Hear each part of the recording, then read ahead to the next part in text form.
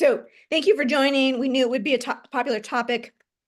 You know, you're 7 days away from hitting submit. Hopefully you don't wait till the end. Just definitely don't do that. So what I thought we would do, and again, just be patient with me. I'm a little under the weather, so I have cough drops. I've got my hot tea. I've got everything here. I'm going to go start big and then go narrow. Okay, so I have sort of an overview. And so some of that might be a repeat for some, but a lot of people usually don't know. I'm going to start big overview, and then we're going to go do the activities and the PIQs. Okay, and I'll give you some of my own sort of strategies that we use with our private clients, etc. Sound good? Okay, type into the chat the number 1 if you're ready to rock and roll, you guys.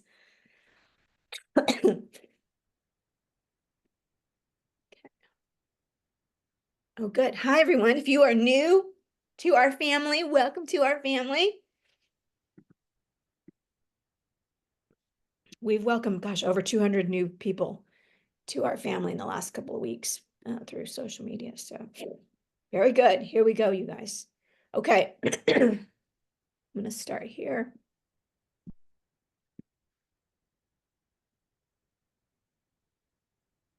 Oh, oops. Okay, Stephanie, you'll be my eyes and ears. I can't see the chat while I'm presenting. Okay, so we're going to start big and then we'll go into some things here. But you may already know this, but here we are dealing with the most popular public school system in the country, really in the world. And so if you look at these numbers here, these are from last year, 23, 24.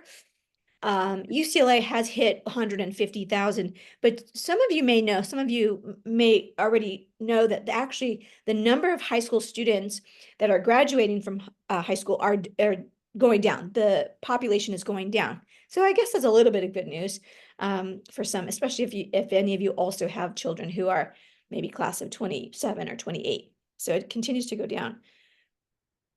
But nevertheless, these numbers are still astronomical in terms of being able to select. How does anyone select, out of 100,000 applications? It's nearly impossible to really do. I'll tell you how they do their process as well today. Here's the number 1. I think in the email I talk about revealing the number 1 piece of information you really need to understand. So this piece, this truth right here is for me the biggest piece of the puzzle. You have to understand that in this application, there are no letters of recommendation, not from a counselor, not from a teacher. And so what does that mean? Well, that means that all of the words and the character traits that a teacher or a counselor might say about your son or daughter are not there. So it's really, the onus falls on the student to be their own advocate in terms of academics. So in the UC system, not only are there no letters of rec, but there's also no testing. So it really limits the sort of the academic pieces. Okay. That being said, the academics in this pool really only get your foot in the door, right? Like everyone in the pool has, I mean, not everybody has a 4.5, but many students in those, especially those top 5 that I just showed you that have over 100,000, most of those students are going to have definitely above a 3.75, and many are going to have above a 4.0 when they recalculate the GPA. So understand that that's a level playing field, okay? And it's the PQs, which is why many of you are saying the activities. Tell me what to do about the activities. So we're going to talk about that, not to worry. So to go back to sort of point number 2, you are your best advocate. If you've watched my TED Talk, I really talk about the onus is on the student, not the admission office. And I often talk about how admissions is a business. And as students, as applicants, you can't rely, like you're going to hit submit and like you can't go back and like change your mind and go, oh my God, I can't believe I forgot to say this, or I can't believe I forgot to say that. Like that's it. And they can only judge you based on what they have in front of them. So it's super important. We'll show you how we review applications before you hit submit. And our last final day to do that will be for you to submit it to us will be Friday. I don't know if we said Friday morning or Friday evening, Stephanie, but it will be Friday so that we can have 48 hours to turn it back to you. So the earlier, the better. And I highly recommend it. So this is another point I feel like is something I drive home, especially with my VIP private clients, is that this has to be a symphony. Okay. All of the application has to seem like it all is, it makes sense. It all ties together. We call it connecting the dots. So you want to make it easy for your reader because your reader only gets 6 to 12 minutes. Actually, I should say 6 to 10 minutes with the UC system. It's just like, it's not a lot of time that they read the application from cover to cover. So you have to make it really easy and simple for the reader to understand who you are and encapsulate, what you do and who you are in a very short amount of time. So we're going to show you how to do that. Okay, here are my 5 tips. So the essays, tip number 1, this is huge. This is this is what we specialize in, is the essays. The essays must be diverse. And what you're trying to do is really paint that picture. So you may want to screenshot this. And if you have the Power Play essay kit already, or you're an essay camper, if you've been with us, you have all of this information. If you do not have the Power Play essay kit, Stephanie's going to pop the link into the chat. For $33, prices go up tomorrow night. I would highly recommend getting it. It will walk you through everything. So Can you see? what we want to do is, or what your student wants to do, is answer these 4 questions. Stop. You want to make sure you're muted. Okay. Or Stephanie, you can grab that. So who am I offers the context, the cultural background, the family. Give me a sense of who you are, where you come from, so I can understand the context of the rest of the application. That's super important with SCOTUS overturning affirmative action. That didn't affect the UC system because the UC system has gone away many, many years. But again, it's just a reminder that what you put on paper gets reviewed. What's included is reviewed. What's omitted is not reviewed. Okay. So the who am I is super important. The what am I good at tends to be the leadership question. So this is like tends to be question number 1, PIQ number 1. But it does not have to be a traditional school leadership as we think of it. So where are you a leader anywhere in your world, in your family, in the family, in the home? It could be in your school, it could be in a classroom, on a team. It could also be in the church, synagogue. It could be in the community. Where are you, a leader somewhere in life, whether you have a title or not. Something cool about me is brings a little levity. This is really where the personality comes through. If you listen to anything that I've talked about or follow me for a bit, you'll hear me talk about how the essay is more about personality than it is about accomplishments and accolades. So that's for the personal statement. But when it comes to PIQs, many people will say, well, there's 4 there. I'm like, yes, well, okay. So take that advice about personality for at least 1 or 2 of the PIQs. And this is a great example to inject some levity and just personality and something kind of unexpected. So remember, they're reading hundreds of essays per day, right? They're reading probably 30 to 50 applications per day. If you do the math times 4, that's a lot of essays. So they're reading the same types of essays and the same themes and all of that. So the something cool is always my favorite PIQ or favorite essay that students write. And then the last one is the future of the academic. Sort of, if you think of it in terms of the common application, it's typically that why this major essay, which is a supplemental essay in the common application. So think about it as the why this major. But if you look at this core 4, these are our signature 4 questions. If you learn nothing else today, answer the number 1 and number 4, who am I in the future academic, right? You've got to get down who you are in the context of how I'm going to read your application. And the 4th one, you have to convey why you're a good applicant and why you are ready for college. Students are applying from one academic institution, high school, to another academic institution, college. So it's extremely important to serve up the evidence that you're ready. And again, to go back to my biggest rule, which is there are no teacher recommendations. So what goes into this essay, PIQ answer, is extremely important. Okay, tip number 2. Use the extra space if it's applicable and if you need it. So there are 2 spots. There's in academic history here. So this is my hot tip. If you are aware of what the school profile is and you have a copy, sometimes it'll say in the school profile, it'll tell colleges, oh, we limit the number of APs that students can take in the junior year or the sophomore year, or, it gives some information as to what the rules are at the school, at the high school. By and large, the UC system and everybody reading the application, they're supposed to know each high school. But that's not always true. So sometimes I recommend, especially for the UCs, because there's just so many high schools in California and outside of California that they're reading, you might use that space to describe even something that's straight from the profile that you're just copying or regurgitating. I worked at Marymount High School, an all-girls Catholic school here in Los Angeles. And so we had a certain limit of how many APs they could take. I want to say sophomore year was like no more than 2. And then I think junior year was like no more than 4 or 3 or something. And then no more than 5 maybe. So that's a high number for any school, but that would be something that you might put there. Okay.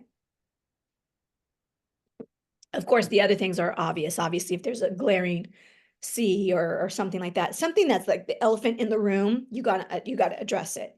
And we don't recommend using up a PIQ to use it there. In the PIQ section, I always just find this so interesting that there's a section here that you actually get more words than any one PIQ. So go figure. So you can think about anything else that's super important that you didn't get to squeeze in. Don't use this as an extension of one of the PIQs. I don't recommend doing that, but if there's another subject that you want to convey, you can do it here. Or if this section isn't long enough for you to convey something there, you can put it here. Okay. I'm going to just pop another cough drop in my mouth. Sorry. Okay. Power words. Okay, so this is a little bit going into the activities, but I'll go more specific on the activities in a bit. But with the activity section, you want to use power words. And you may want to screenshot this and like tape it to your forehead. The college application is no time to be humble. Coach Dina, part of our team, she always says, don't bury the lead, right? Number 1. Number 2, if it's truth, if it's honestly true, you're not bragging, you're just reporting the news. So this is no time to be humble. You want to use power words. You can certainly Google them. Power resume verbs. There's some here. You can screenshot this, but you want to use things like, let's see.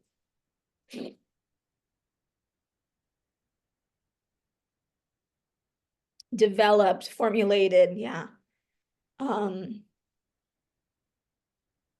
Organized, installed, performed, collected, appointed, assembled, strategized. Ooh, strategize is a good word. So lots to do, but you can, again, you can Google, you can ask ChatGPT for some help on some power verbs, okay? The biggest thing that I talk about in activities is to give solid, specific examples. And I want you to quantify. So let me see if I think I have another example somewhere else. But to give you a quick example, and then I think I show you an example on the next slides. For example, if the student helped a club, became the club president or something, and grew the club from 10 members to 20 members, rather than using 10 and 20, I would use grew the club by 100%. Okay, so just think about how to best sell every single activity. There's a whole section of scholarships. So be sure you don't skip it and you just check as many. I mean, I don't really know how all of that works because I don't think I've ever seen anyone get an application to, if I'm being honest. But they are there, so don't skip it. I'm sure somebody does, right? Somebody does. Okay, you want to apply to a range of schools. Now, I'm gonna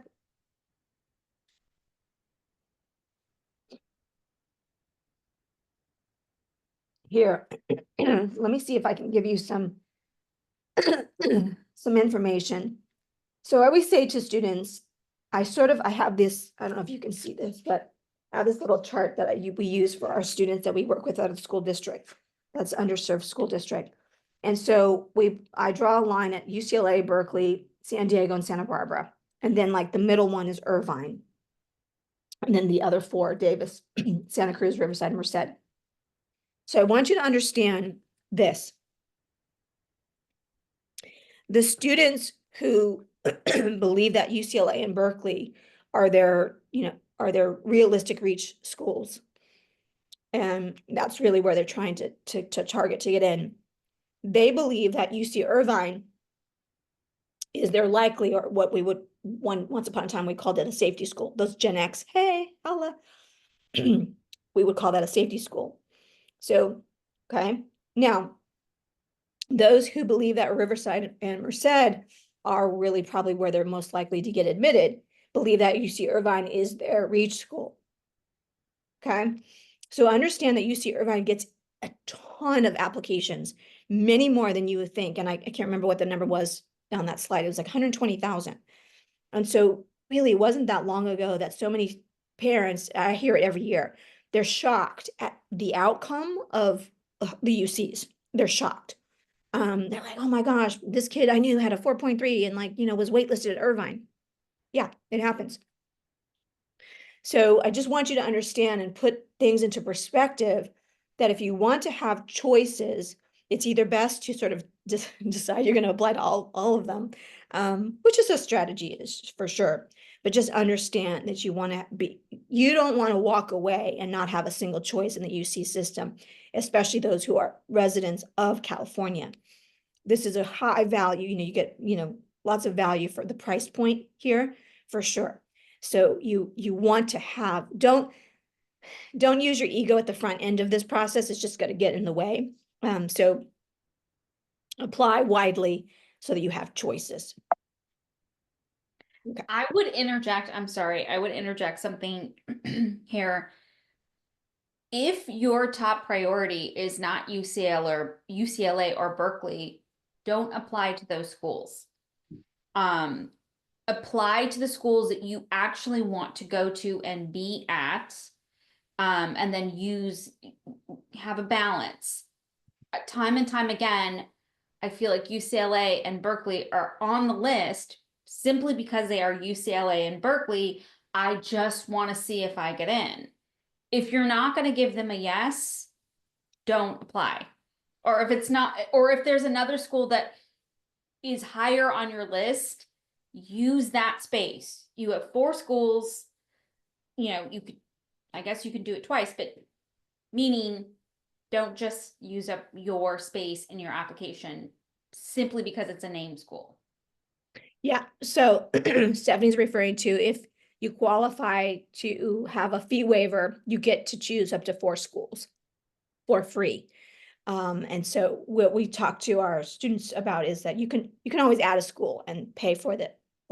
And I think the price is it's like $70 or $80 each one, you guys. So it's not inexpensive. It's not inexpensive to have a senior at all in general. So yeah. Okay, good point.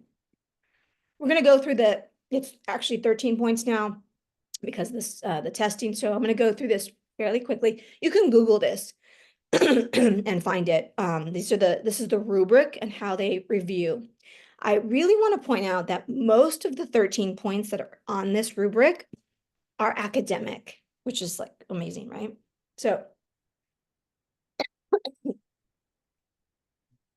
Deborah, you may know, but like, so out of in-state, there's an A to G list, and you can Google UC A to G course list and find your school. I can show you a little bit later, or those of you who will be joining us for the Q&A, we can go through that together.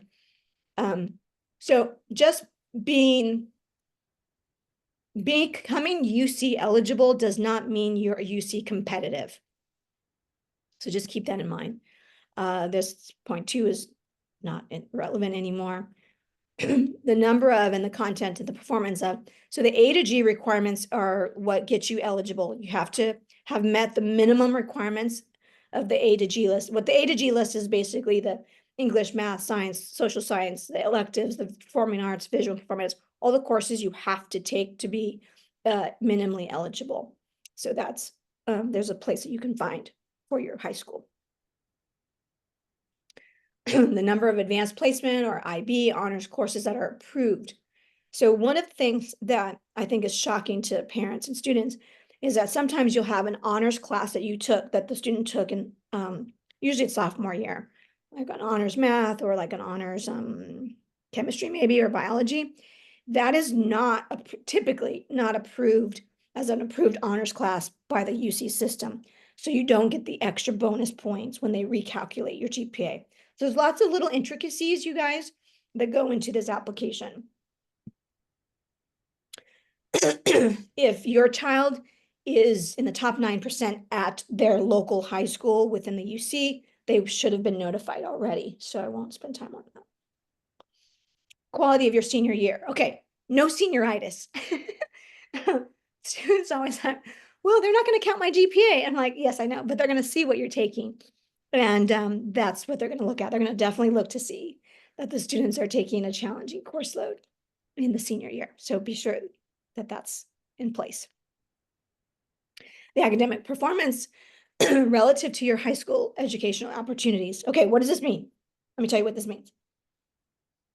I was just explaining that we work with a school district that's a little, about 85 to 90% of them are on free and reduced lunch.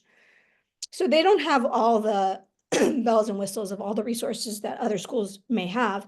So I always use this example that a student who goes to a school that offers only 3 or 4 APs total at their school, and they took all of them, all 3 or 4 of them, looks stronger and a much better candidate than the student who took 1 AP in their entire high school years at a school where they offered, 25 or 30, right?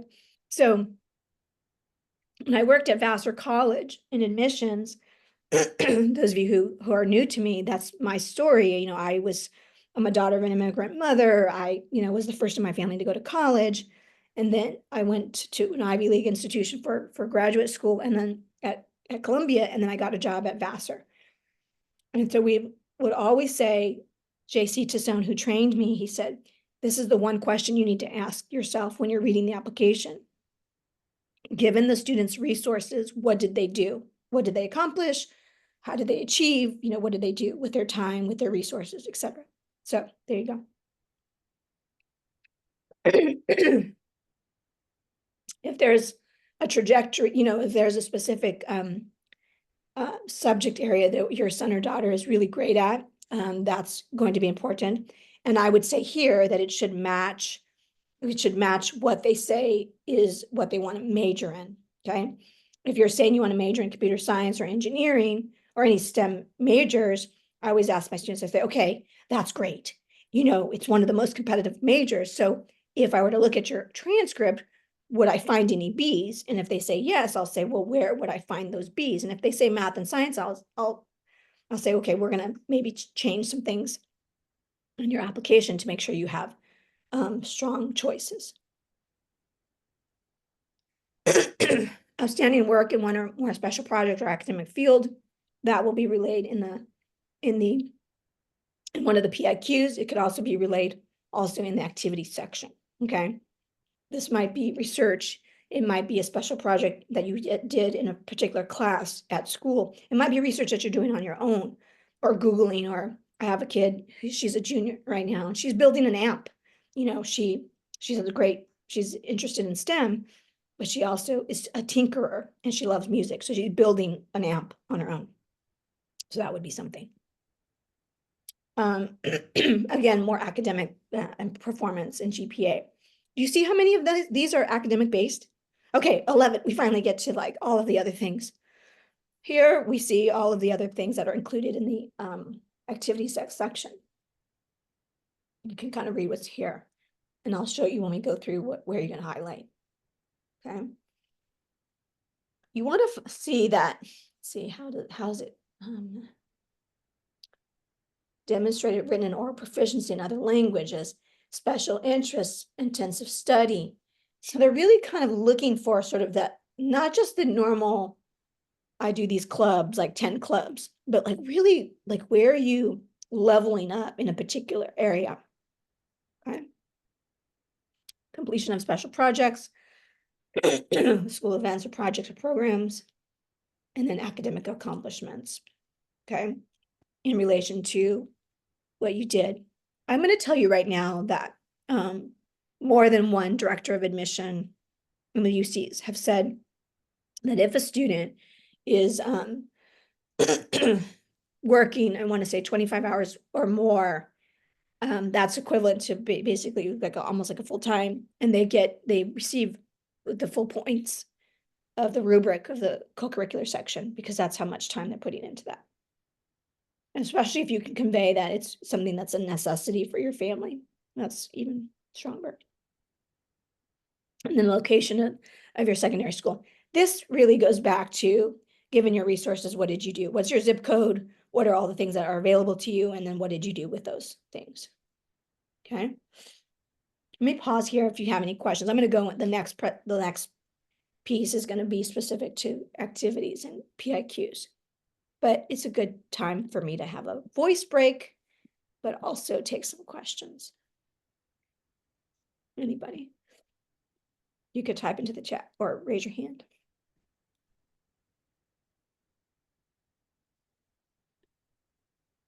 Or unmute yourself.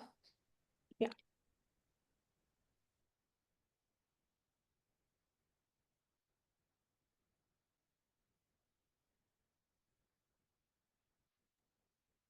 Okay. Let me ask you this. Type into the chat one thing that you heard me say, or one already a takeaway that you're like, okay, I'm getting it. This is kind of a beast, this application.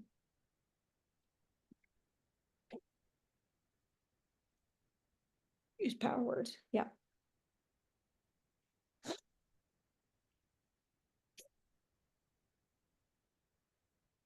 right, anybody else?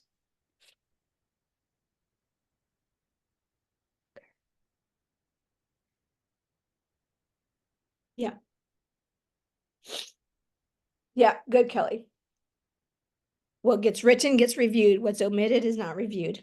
It's the only thing we can judge you on. Good, good. Okay. Okay, a couple more comments and then we'll move on. You know, I think the UC application gives is the APIQ a catch-all prompt. I have my opinion. I'll let Dr. Cologne answer that first. But I was going to say that I think the UC application gives every applicant the opportunity to really curate their own application. There's 4 separate PIQs. There's plenty of space on the resume section. So it's really about, you know, how do you take what you have and strategize and use those power words and really paint yourself in the picture that you want the admissions team to see you. I'm going to lead all of that. I agree with. I'm going to lead with 2 stories as we go into the particulars of this. So, and maybe you want to do this if you have paper and pen. It's probably I'm a paper and pen kind of gal, but you can also just take notes. So, what we do in essay camp on day 2, it's my favorite day. It's called the Instagram lesson. And you think to yourself, okay, an admission officer is like, pretend they were scrolling through Instagram and everybody stops at something that catches their attention. And so the job of the essays or the job of the application is to get someone to stop and be a little bit more curious and learn a little bit more about you. So that's one thing to think about. The other thing is, if I were to look at your Instagram, I guess they're TikTok, but if I were to look at the social media profile, the grid literally of your child, well, what I find, what what pictures or what post tell me the qualities, the traits, the values that your child has. Okay, so think about that. So we will say to them, write down 10 to 12 qualities, traits, etc., values that you want the reader to walk away with once they've read your application for 6 to 10 minutes. What would those words be? Okay. Okay, so you may want to be writing some of that down. So a couple things. First, I'll tell you about the Wall Street Journal girl. I use her quite often. 2 or 3 years ago, the Wall Street Journal wrote up a story of a girl from Texas who was a rock star and rejected 9 out of the 11 times that she applied, 9 out of the 11 schools that she applied to, colleges that she applied to. It scared the bejesus out of every parent in America because it's like, oh, she had a 4.3 and she had all the APs and she had all the things. She had done everything right, right? This is always the case. This applicant I knew did everything right. How did they get denied? When I looked closer at the article, it described that she was involved, she had a job, and she was highly involved in the musical productions and plays and all of that, performing arts. Behind the scenes, but performing arts. Not as an actress, but as a director, producer. Then I looked at her school profile to see where the students, she was at a public school in Houston, where were the students from her high school being admitted to? And when I looked at her school profile, 7 of the 9 schools that she'd been denied at were not on her list. So you want to be completely honest and clear with what's happening at your school. If you look at your school profile and you don't see UCLA or Berkeley on there, it's probably not happening, right? There's a lower chance of being admitted. So that's number one. Number two, the bigger point, as we talk about activities, she applied as a business major or economics, depending on where she was applying. If it had a business school, she applied as a business major. If it didn't, she applied as an economics major. When I read her application, again, I didn't actually read her application, but when I look at the article and I see her school profile and I put all of the things together, I say to myself, this application didn't make sense to the reader. She had her whole activities, like her whole, like who she was, her whole vibe was like all performing arts, right? And she had a couple of things. She had a part-time job and she might have been in like a club that was like math-based or something. But the big majority was like 32 productions that she had done. So to the reader, it doesn't make any sense. She's like, how does this, she wants to major in business. That doesn't make sense. So while I'll never know what her application actually looked like, I wrote up and I talk about how 10 minutes with me, there have been 2 things clearly I would have done. One, change the list. We want to set you up for success. That's and 7 of the 9 not being on the high school profile, that's not going to set you up for success. Also, of all the 9 she was rejected, I think all of them admit under 25%. That's also not going to set you up for success. So that aside, given who she was, I would have said, are you sure you want to major in business and economics? She would have probably said yes. I said, great. Then we're going to talk about your performing arts background in terms of business. We're going to talk about sales. We're going to talk about the budget. We're going to talk about the costume budget. We're going to talk about the marketing. We're going to reframe what you did and use business vocabulary. Okay. Make the connection for your reader. The onus is on the applicant, not the institution. Okay. The institution's reading 130,000 applications. It's not their job to decode what you meant to say, right? So just kind of keep that in mind. Okay. So that's Caitlin from Texas. Not a UC applicant, but you get my point. Whereas the students that we work with, we'll say, I'll use Mateo, because Mateo's a freshman there. And freshman? Oh my God, is he a sophomore? I think he's a sophomore. Mateo from Oakland, his, came down to this, boiled down to this. This kid, I'm never going to remember his name. Well, I'm going to remember Mateo's name, but the reader's not going to remember his name. So you're going to say, the kid from Oakland who started a nonprofit, like serving the Oakland community with student volunteers, is Steph Curry's biggest fan and wants to be a CEO and like sold anything and everything on eBay. Like 3, 4, 5 sentences. That's it. That's all I'm ever going to remember about it. Remember, if you caught that, one of his essays was being Steph Curry's #1 fan. That's his cool factor. That's his cool essay. I'm going to remember that, right? You're going to remember that more than, 4 essays about, all the accomplishments you did. You're not going to remember that. Everybody else is writing about that. Okay. So Mateo got admitted to a number of UCs, which was great. And then also got off the wait list at UCLA. So he hung in there. He did all the things we told him to do, and he got into his dream school. So there you go. All right. So with that in mind, you want to be thinking, what are my words? What are my 4 sentences? Not for you, but for your child. Oh, are there any students in the room? Let's see what it says.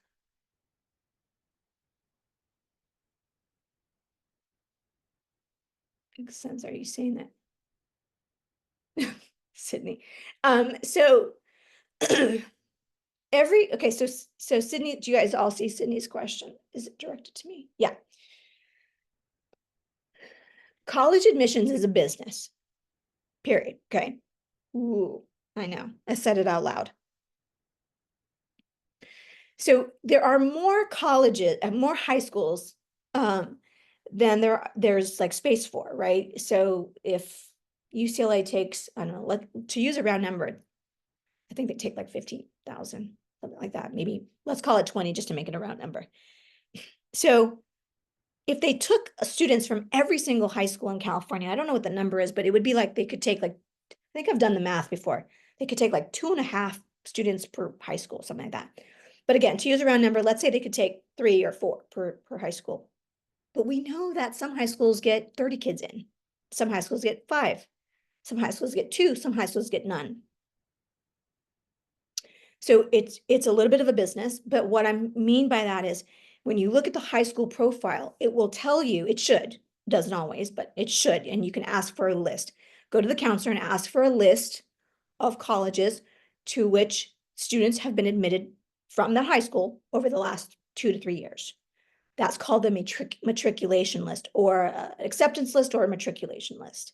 Okay. And that's going to give you the history of the school, of your high school, and where they've typically been admitted. Many high schools in California, the list of colleges where their students go to, by and large, are like 95% go to Cal States and UCs. That's it. They have very little private schools outside of California, right? Whereas if you flipped it and you go to a school like Brentwood or Harvard Westlake or the Head Royce School up north or a private independent school, it actually might be 50% or fewer students from California school goes to Cal States or UCs, whereas the majority of them go outside. So it's not anything about blackballing. It's just the history of the school and the relationships they have with the different colleges. Okay, so I hope that's helpful. All right, let's keep going. Okay, talk to me. 1, I'm not feeling well, so tell me on a scale of 1 to 10, how helpful is this? Is this helping you in any way? Is this good information? I just want to know. Otherwise, I can pivot. Helpful. Okay, thank you. Thank you. Okay. All right, fantastic. Okay, let's keep going. All right, so we're going to jump.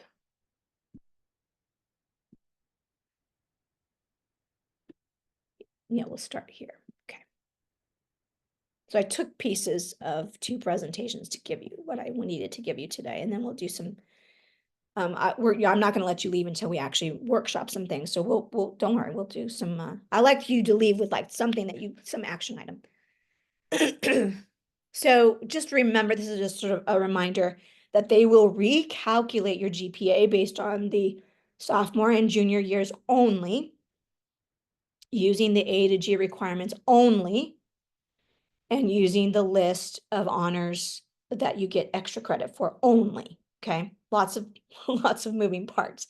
If you're in California, they typically, high schools typically have the UC GPA right on the right on the transcript, so it makes it fairly easy.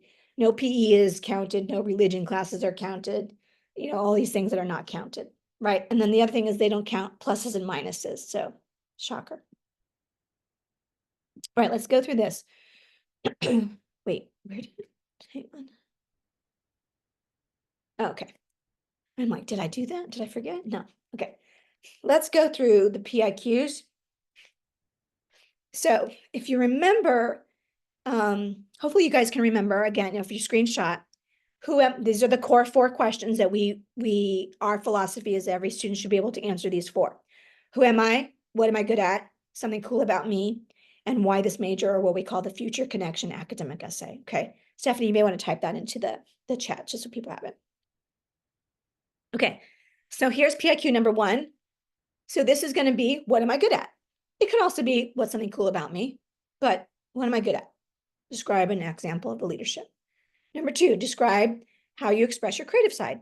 This could be something cool about me, could be what you're good at, could also be academic if it's something that you're wanting to do academically is a creative piece of you. What's your greatest skill or talent? That could be, that's definitely the what am I good at, could be something cool about me. Could also be the future connection, academic essay. Describe a significant educational opportunity or an educational barrier. I want to point out that there are actually 2 questions here, you guys. You do not have to answer both. So describe a significant educational opportunity or a barrier. Doesn't have to be both. Okay. So this may very well be the who am I essay. It could be the academic essay. Number 5, describe the most significant challenge you face. This is most likely going to be a who am I essay. Could be the academic essay. Number 6, think about an academic subject that inspires you. Definitely the academic essay. Number 7, what have you done to make your school a better place? This is almost definitely the what am I good at essay. Rarely is it the who am I essay, but it could be. And this is definitely usually the who am I. This is a catch-all essay. This is like, tell me something you just wanted to. So that's what that is. Stephanie, pop into the chat. If those of you who already have the Power Play essay kit and you want to upgrade and you didn't do it the first time, you can upgrade to the UC Ivy League Power Playbook. And we give you in there, oh my God, so many examples of actual applications for the UCs. And we give you 2 full examples of 4 of the 4 essays that 2 students turned in. Okay. All right, let's go through this. Ooh. I'm hanging tough with you guys. And I'm even wearing my Berkeley shirt today. I'm all Trojan and a Bruin, you guys. Woo. Yeah, I said that out loud. Okay. Here are the 6 entries. So there are 20 total entries that you can use. And they can all be in the same category or any of these 6 sections. Okay. This is the one question. You may want to screenshot this as well. I'll give you a second.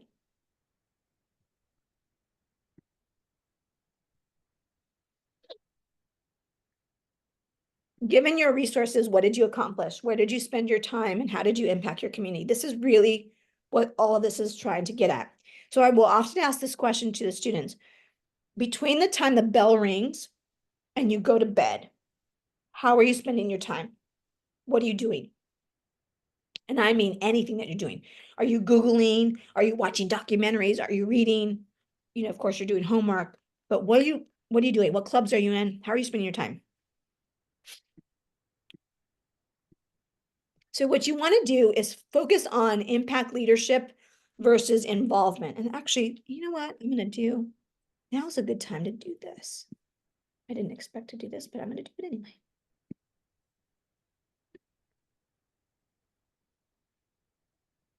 Here.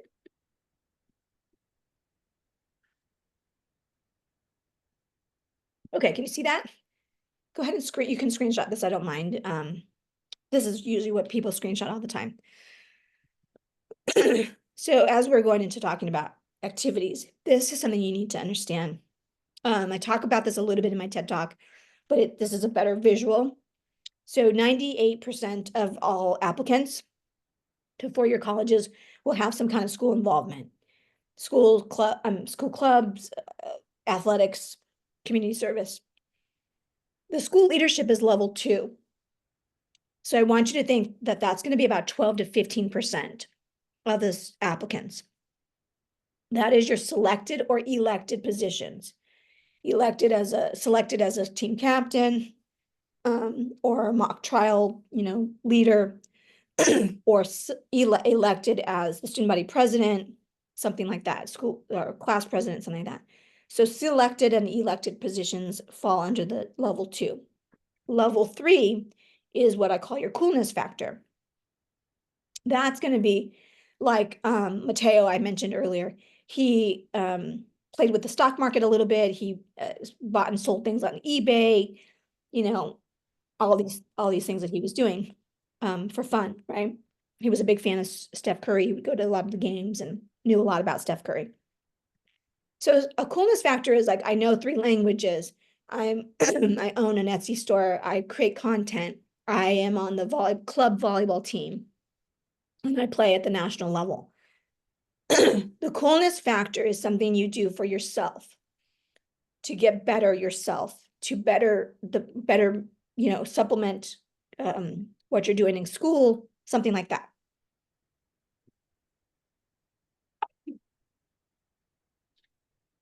Excuse me. The difference between level 3 and level 4 is level 4 is, to use Mateo's same thing. He took community service. He was doing community service, but then when he was working with the City Council of Oakland, he discovered that they needed many student volunteers to man their events.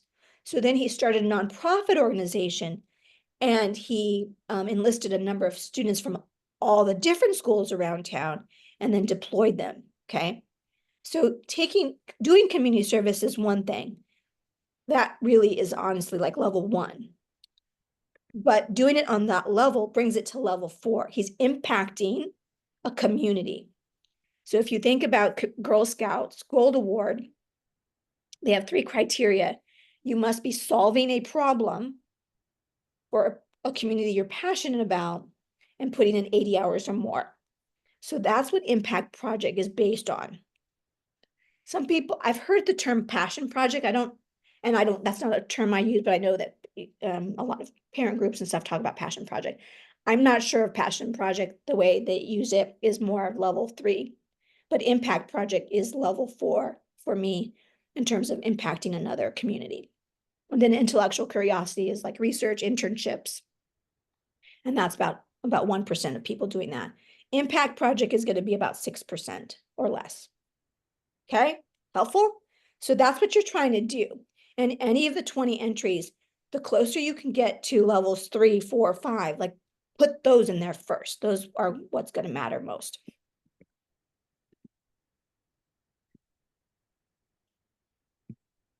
Okay. Section 1, honors and awards.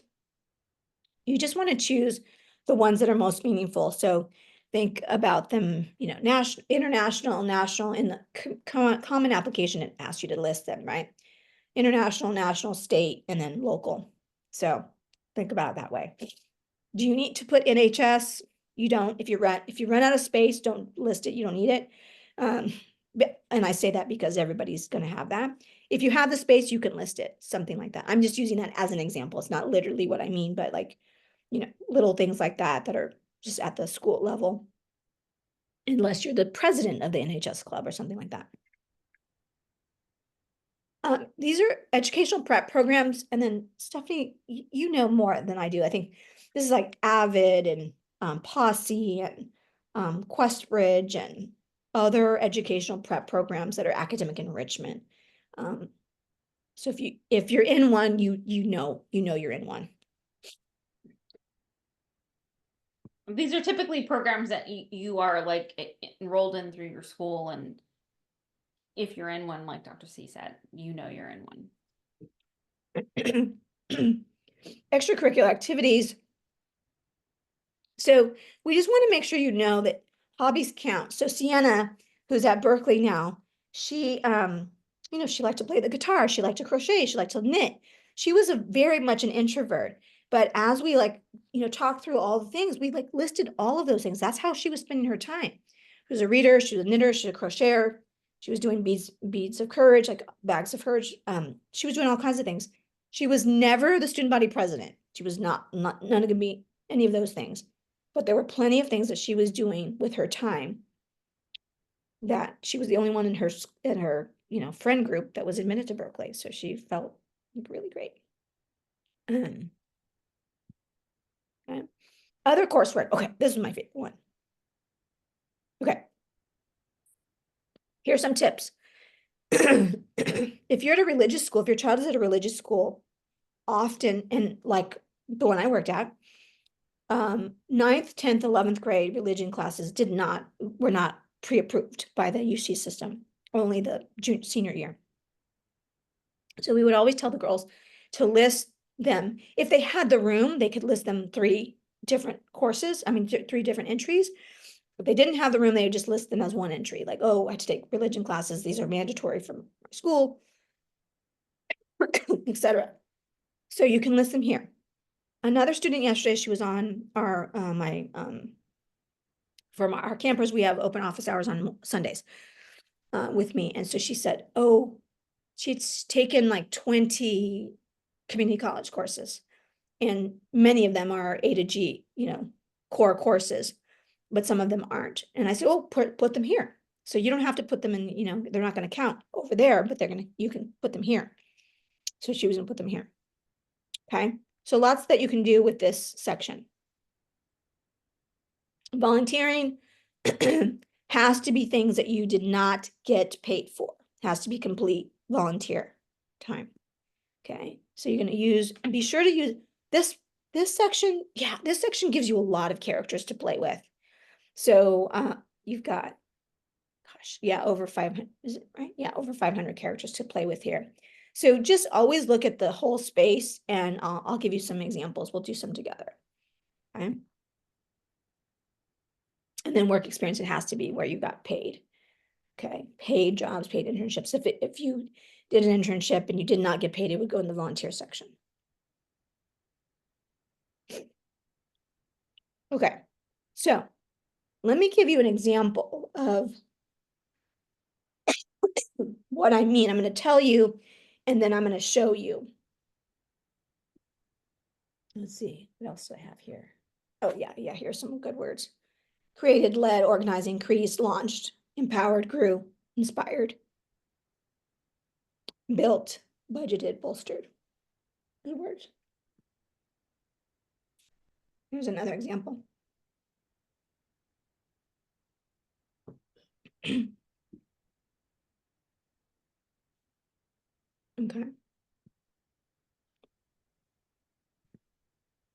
We have some questions in the chat. Okay, good. Hang on.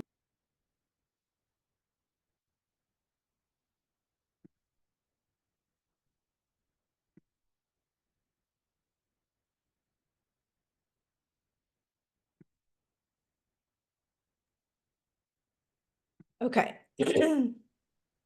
I'll answer the questions, and don't let me forget to give the example, and then we'll do some together. Okay. Tell me what the questions are. Okay, let me see here. Okay. Shauna asks, question about educational prep programs. My daughter did a free high school summer math directed reading program with UCSD. Is this not an educational prep program? Mm. Oh my God, thank you for asking. Yes, I should have said summer programs, of course. Yeah, they would go there. Summer programs that you applied to, got into, took, those would also go there too. Yes, for sure. Thank you for asking. My bad, I'm not mentioning that. We have another one from Kim Curtis. Would watching video essays on a topic of interest, city planning, public policy, and playing related video games count as an activity that explores career interests? Yeah, absolutely. Here's the thing, you guys, I believe you can turn any activity, hobby into an entry. So I'll share kind of what what I was wanting to tell you, and then I'll show you what we do. So you want to kind of be a broken record, right? Did anyone write down some words or some sentences that you want your child, oh, this is what I want my child to, to walk, or want the reader to walk away with knowing my child. So I was, we tend to work with students who, not always, but many of them have a sport. Doesn't mean they're going to be, recruited athletes, but do some kind of sport. And so you can Google, I'm going to tell you, and then I'll show you. So for example, just take tennis. Well, I mean, think about how many thousands of students are going to be tennis players, right? Think about how many tens of thousands are going to be athletes. So everybody's going to have an entry of like one or two sports, maybe three. And then the entry is going to say like, oh, I will go to practice and I compete and go to, tournaments. Okay, that's not helpful. We know that. So instead, what I do with our students is I'll say, let's figure out what are skills that you learn from tennis that are applicable or transferable skills. If you don't know that, I would say, do you know that term? Hopefully they do. Not all of them do. Transferable skills from tennis to business. Transferable skills from tennis to the medical field. You're like, wait, what? Yeah. So often I'll start with Googling, but I'll tell you right now, just full disclosure, we use ChatGPT a lot. ChatGPT is certainly, fine. I mean, LA Unified lets their students do it. So sometimes students get nervous about using ChatGPT. I'm going to show you how I use it. And if you as the parent want to do it on your own ChatGPT and then let the copy, that's fine. But if you can make the connection subliminally or blatantly, you're just trying to reiterate those 4 sentences every time they go through another part of your application. Oh, this person wants to major in business or economics. There's only 2 schools that have business in the UCs, Berkeley and Irvine. But Mateo, I told you, he applied, but it wasn't always business. But everywhere I looked through his 4 essays, there was definitely an essay about him. Well, one was about him being a CEO of a nonprofit. So that's leadership in terms of business. And another one was about the stock market, I think. And then, Oakland and, all these things. So he's painted a picture for me in these 4 essays. But then when I look at his co-curriculars, those same themes come through again. Same themes. Okay. So everywhere I look, I'm going to see those themes, and he's going to reinforce and reinforce and reinforce who this applicant is. Okay. Capiche? Okay. Does anyone want to try? Give me an example of a co-curricular that you or your child does. Type it into the chat. We'll do it together. Oh, don't let me forget to talk about majors, you guys, and how you should choose different ones. Okay.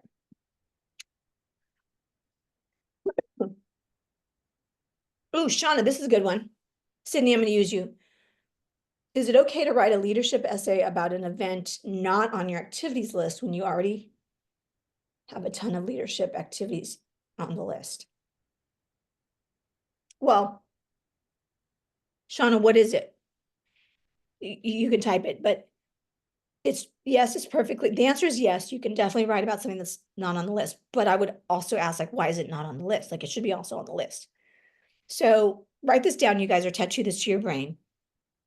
What you do becomes your resume. why you do it becomes the essay. Say that again. What you do becomes the resume. Why you do it becomes the essay. So to use Mateo, just so that we're staying on the same kiddo and I don't jump around. In his resume section, his co-curricular section, I did find that he founded a nonprofit organization and, you know, how many students he did and whatever. The essay was about his leadership in a particular given day of leading a group of like 100 volunteers and solving the problem of the Oakland City Council needing more to deploy more student volunteers to fulfill, you know, these events that they did. Okay. So what he did, started a nonprofit for 200 kids, goes on the resume. Sort of the why and like the leadership behind it goes in the essay. Okay. So I should definitely see it in both places, but they're going to be different. Organize a TED Ed event, but also editor-in-chief of the paper. It's president of the community. Okay, yeah, both of those things need to go in there. They're totally different, for sure. I love your son already, or daughter. I can't remember. Daughter. Okay, she's fabulous. Okay, who said mock trial? Sydney? Was that Sydney? Yeah. okay, Sydney. And Sydney, can you type in to the chat and I'm gonna go to what's the major?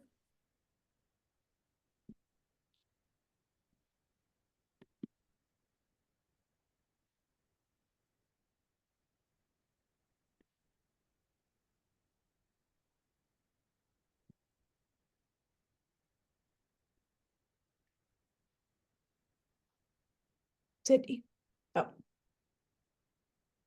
Sorry, Okay. I was slow on the typing, but yeah, so he's not Yeah. sure about his major interest yet. He's a sophomore, Okay. but ultimately wants to be a lawyer. He's been heavily involved in mock trial, was selected as lead defense attorney the last 2 years, also was on the championship LA County team 2 years in a row, 7th and 8th grade. And it's a real interest of his. And he did a summer program for law at Loyola Marymount last summer.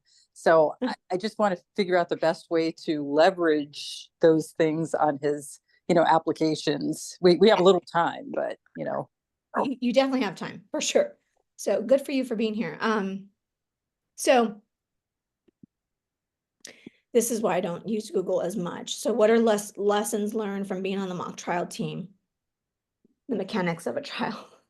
Who went to training for that? Okay. So we're gonna take this, go over here to ChatGPT.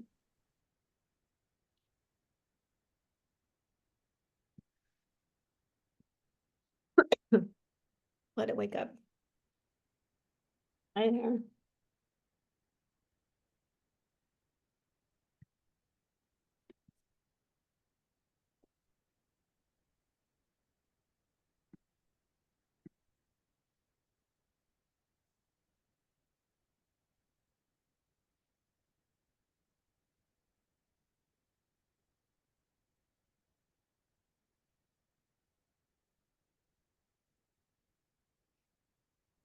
Okay, so I've just asked it, can you give me 5 to 8 examples of lessons learned from being on the mock trial team? Okay.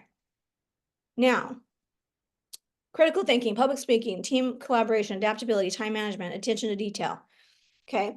Now, these are certainly things that you could have brainstormed yourself, or you could just use, the help. Okay. And you're like, oh, okay, this is helping me. Because many times students will stare at the application and they're like, I don't know what to say. 350 characters, what am I going to say?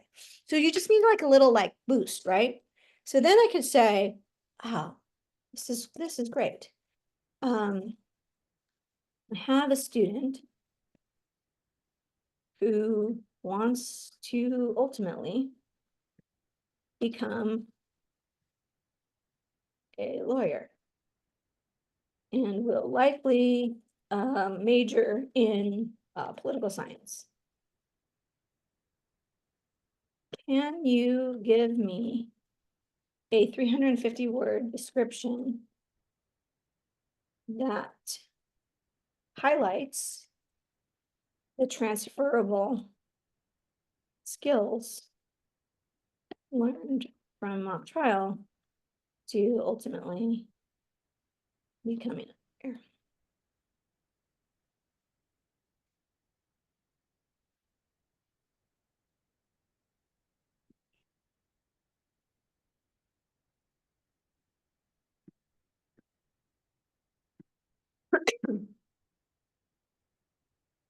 Okay, so often what I'll do is I'll like grab this, and then sometimes I'll say, can you give me two options?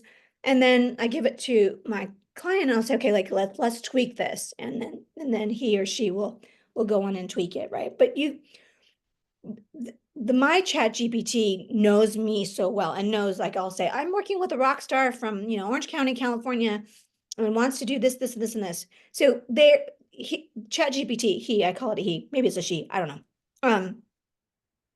He's getting to know me very well and knows like obviously what I do. So he's always like, oh, what rock star are you working with now? I mean, ChatGPT, you guys, is kind of scary smart.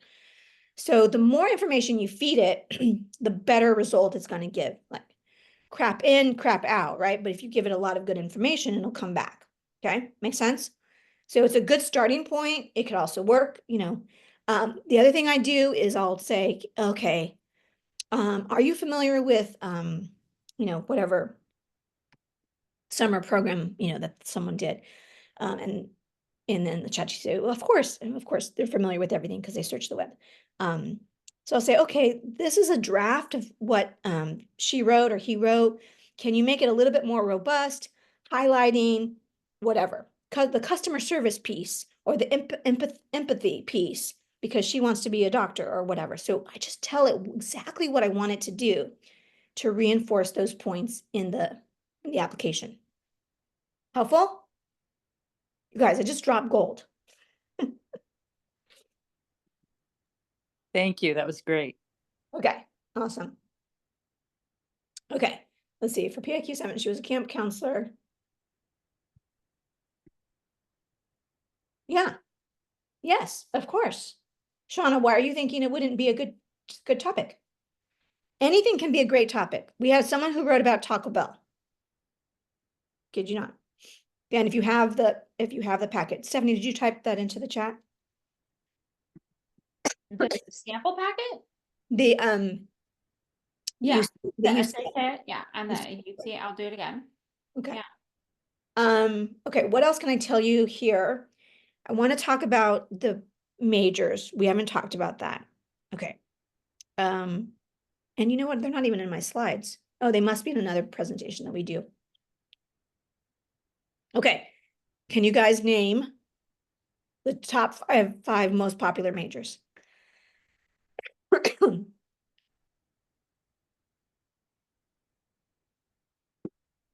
Okay, you type some things and I'm going to pull up some things that will make your skin crawl. Likely the major your student is thinking about. Computer science business. Well, Julie, you don't count. You know it all. Okay. Okay. Couple things I want to show you. Ooh, you guys, I'm feeling a little frisky. Maybe I should have put a little, I don't know, whiskey or gin. What's a good, like, I don't know. I don't have alcohol in my house anyway, but I need something to smooth that out. Okay, you ready? I'm going to show you a few things. Here they are. I know, I need throat coat. I got elderberry, I got clear lungs, I got tea and a little bit of honey, but I do need that. Stephanie's going to type into the chat the 5 most popular majors. I'm going to say them, she'll type them, and then I'm going to show you something that will make your skin crawl. Julie can type into the chat. Julie, you're hired. So they're computer science, engineering, biology, psychology, and communications. Okay. And someone typed business. Business is typically another one for schools that have business, but we're talking UCs today, so we're really focused on that. Again, you might catch my podcast interview with Gary Clark. He's the VP at UCLA. That's a good one. Oh, Lisa Prescott. She always came as a visitor. She's not on my podcast. She's at Santa Barbara. Okay. All right. What's the fifth one? Computer science, psychology, biology, engineering. I always forget the fifth one. Communications. Communication. Of course. So they always say, like, we can't have a freshman class that only has 5 majors. Okay. So the first thing is if you're in one of those, especially if you're in the STEM majors, computer science or engineering, and your child has several Bs in math and science courses, then what you want to do is make sure you are set up for success. Like, so it shouldn't be Berkeley and UCLA at the top of your list, because that's not likely to happen. So make sure you are hitting the other schools to be safe. Okay, you may or may not know, or you may be like me. I like to just pretend I don't know. I don't want to know the bad news. There are more women that apply to college than men. Okay, shocker. It might not be a surprise to you, but as we look here, this is a little project that I'm working on, because I'm going to do something with it in the spring. So if you just look here, we're looking at the difference of male applicants and female applicants. Okay, but you might be wondering, where did I get this information? So let's scroll down to here. So there's an 11,000 difference at UCLA. It's like, what is that, 5,000 here. So you can see the numbers here, okay? So I wanted to show you that, okay? Now for the UCs, this doesn't happen, I didn't find this at all the colleges, but for the UCs, they also list the number of other gender. So anyway, just so you know. Okay, so we're gonna take a field trip and go and click on this, this document.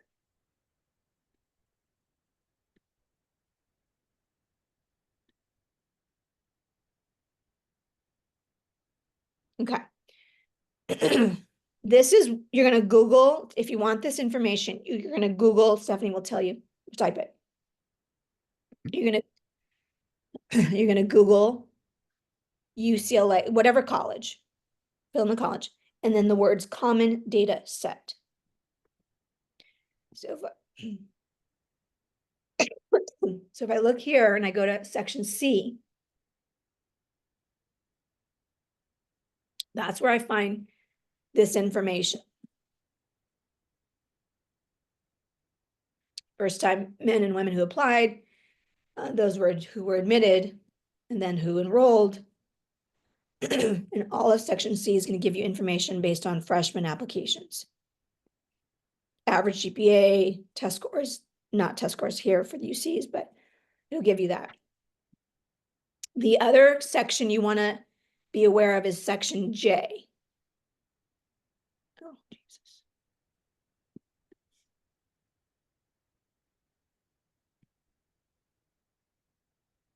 So section J will tell you the percentage of students who graduate with which majors.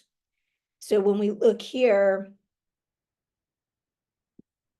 biology is 14.9%, engineering 7.3%. Oh, computer science is not that high at UCLA, 3.5.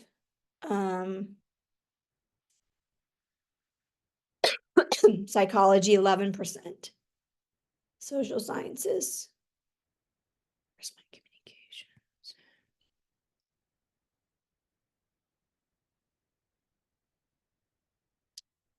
I'm not sure what UCLA has for communications, but it's got 2.4%. And then the social sciences is a big catch-all for a lot of other majors, so that's 25%. So you want to be really aware of this. Is there a school that you want to look at, you guys? We can look at it together.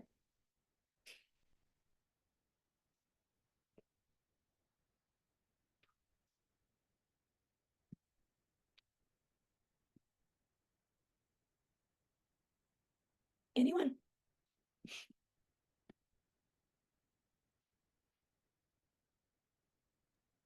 UC Davis, Oh, okay. Berkeley.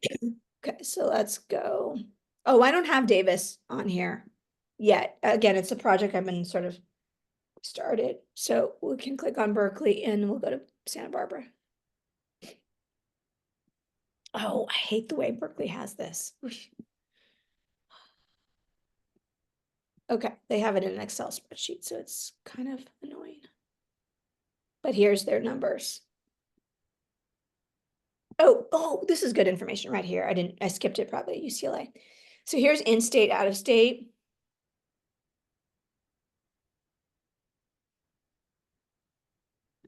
I wonder if we did the math on this, what that would come out to be. So in-state, they took 11,000. Out of state. Well, it's less than 10%. Okay, yeah. That's a really low number. Okay. And then let's look at their J. So here we've got, yep, 16% computer science. Okay, so I guess if you want computer science, apply to UCLA. Engineering, 11%, not surprising. 9% biology. So what I'm looking at is like when you do the math, that 9% plus 11%, that's 20%, plus 16%, that's already 36%. What is that? Social sciences. Social science is a catch-all. Wonder what that is. Where is psychology? Psychology is 3%. Oh, Berkeley has business, so that's 4%. Okay. So it's just helping you understand sort of the landscape of which ones are going to be more competitive than the others. Okay.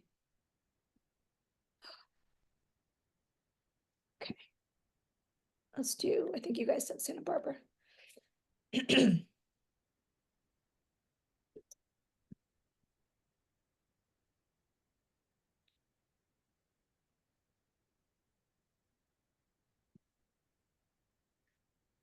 Okay, so here's the numbers on Santa Barbara. In state, out of state. Okay, so this right here, out of state says, is that about a third? And this is +7. What's a third of that? That would be 25. Okay, am I doing the math correctly? I think it's harder to get in as an in-state student. That's interesting. Oh, I see why. I see why. Because the yield rate. So this is what we call the yield rate, you guys. So there's the number of applicants, 18,000. I'm doing this right here. Deborah, Regina, this is for you. 18,000. And then I see this is the acceptance rate. And then you see the last number, that is what we call the yield rate. So if you do the math on 500 and whatever out of 6,000, that was what we call the yield rate. So for schools that have a low yield rate, right? So, okay, this might have to be the last thing I say. I'm like dying. So at Harvard, for every 100 they admit, like 85 to 90 of them say yes, right? There might be 3 schools in the country that have north of 75% of a yield rate. Many of the UCs have, I think all of the UCs have under 50% yield rate, and you'd be surprised at how low the yield rates are. So, I mean, and I just showed you how you could figure that out. I mean, for my private clients, my VIP clients, we sit and we do the math on every single college that there is on their list, so that we're very clear on which, strategic, everything is strategic. How do we figure that out? Which ones have more males, or, where the males have the advantage? Not every college that has more female applicants is it that the men have the advantage. Like UNC Chapel Hill, I've done the math a million times. And even though it's an imbalance of male and female applicants, there's no advantage in actually, when you do the numbers, the same acceptance rate. Actually, it might even be a lower acceptance rate for the men. So this is key for me when coming up with a successful list of colleges. Remember the Caitlin story? hopefully the moral of the story there of Caitlin from Houston, Texas. You got to have the right college list, right? The ego does not happen at the front end of this process, right? Let it happen at the back end, right? Don't let your ego get so involved. So you want to, it's not about being able to say where you applied, it's being able to say where you got in. But I do believe in dream schools. So everybody does deserve 1, 2 top schools that are dreams for everybody, and then more realistic reaches. Okay. So list of colleges is extremely important. So I highly recommend using the common data set to your advantage. And then connecting all the dots, really painting a full picture of who you are. It comes down to 3 or 4 sentences. That's all they're going to remember. Okay, that's all I got. Those of you who are clients of ours, if you have the Power Play essay kit, if you are a camper, you are part of, I'm going to do Q&A, and I'm going to ask your permission to give me until 7:40, because this little 4-legged son of mine is staring at me, so I need to take him outside real quickly. Okay, helpful takeaways. What are some takeaways? What are some things you're going to implement right away?